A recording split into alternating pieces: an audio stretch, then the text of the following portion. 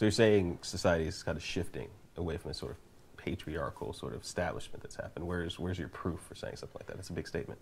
It is, but I think that the proof is in looking at how traditional relationships have shifted and how the value has shifted away from the man and onto the woman. I think a prime example is, the royal wedding.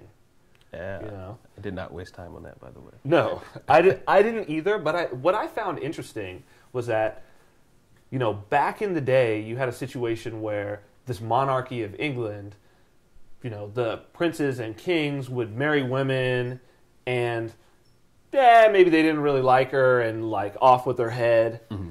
But this is a situation where you can really genuinely see that the winner in this is Kate Middleton, right? She went from just normal-ass Kate to all of a sudden she's massive royalty. She's living out this fantasy, and she really is not too worried, I think, about her head being chopped off at any point. No. And she's pretty much set, and her children are set. Yeah.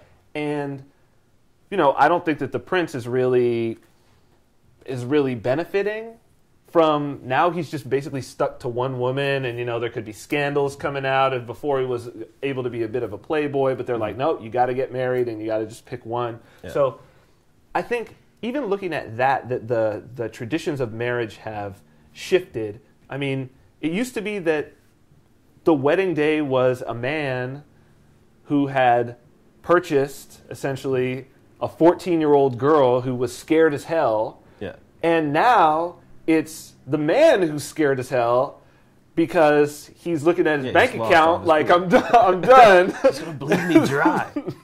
And he doesn't want to be there. He doesn't want to be married. So you're seeing this massive shift, and this is the full evolution of feminism and the change in the sexual market.